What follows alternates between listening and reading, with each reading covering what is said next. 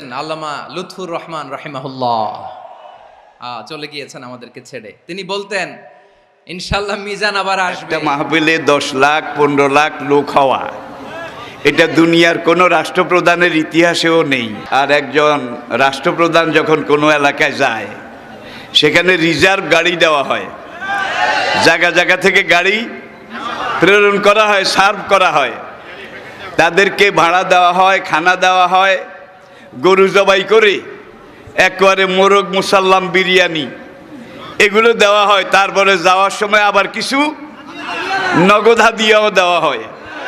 কিন্তু আমাদের মাহফিলে, আমার ছেলেদের, আমার সন্তানদের মাহফিলে যারা আসে, তারা নিজের খরচে আসে, নিজের খরচে খায়।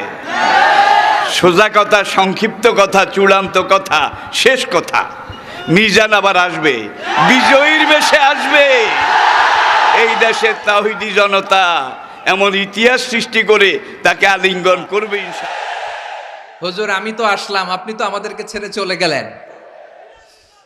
আল্লাহু আকবার, আল্লাহু আকবার, আল্লাহু আকবার।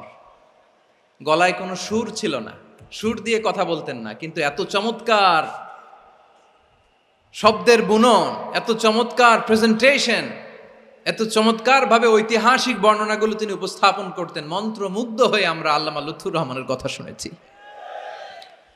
আমরা হযরতুল আল্লাহ লুৎফুর রহমান রাহিমাহুল্লাহর জন্য এই বিশাল ময়দান থেকে দোয়া করছি, আল্লাহ তাআলা তুমি তোমার এই খাদেমকে জান্নাতের মেহমান হিসেবে কবুল করে নাও। He was a strong mouthpiece of Islamic revivalism. Islamic জাগরণের স্ট্রং মাউথপিস ছিলেন আল্লামা সাঈদী রাহিমাহুল্লাহ। অনেক দোয়া পেয়েছেন, আমরা পড়েছি এমন জীবন তুমি করিবে গঠন, মরণে হাসিবে তুমি, কাঁদিবে ভুবন। গোটা বিশ্বকে তিনি কাঁদিয়েছেন।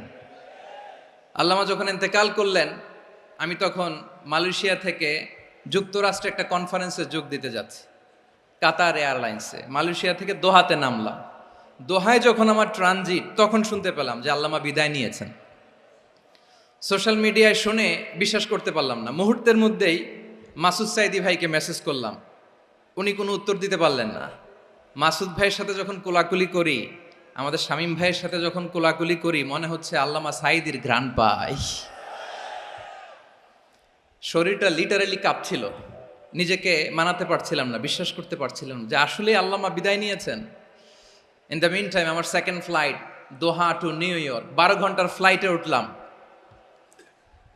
ইন্টারনেট থেকে বিচ্ছিন্ন হলাম। নামার পরে শুনলাম আল্লাহু আকবার, যেখানে ওনাকে কবরস্থ করার কথা ছিল সেখানেও কবর দিতে দেয়া হয় নাই। ছবিগুলো দেখতে লাগলাম, হাসিমাখা মুখ, হাসিমাখা নিথর দেহটা, মরণে হাসিবে তুমি, কাঁদিবে ভুবন। From east to west, from north to south, the entire globe, গোটা বিশ্ব ওনার জন্য কেঁদেছে, গোটা বিশ্ব কেঁদেছে। কাবার গিলাফ ধরে ধরে মানুষ চিৎকার করেছে। এর চেয়ে শ্রেষ্ঠ মৃত্যুকার হতে পারে? আমাদের আল্লামার আর কি পাওয়ার ছিল বলেন? আর কি পাওয়ার ছিল? কুল্লু নাফসিন যায়িকাতুল মাউত, যারাই দুনিয়াতে আসবে তারা ইন্তেকাল করবে, এটা আমরা মেনে নেই, এটা আমরা জানি।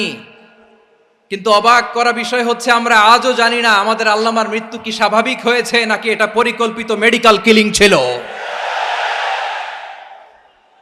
এটা যে পরিকল্পিত মেডিকেল কিলিং ছিল, এটা ধারণা করার পেছনে অনেক কারণ আছে। তিনি আধিপত্যবাদের বিরুদ্ধে সোচ্চার ছিলেন, ফ্যাসিবাদের বিরুদ্ধে সোচ্চার ছিলেন।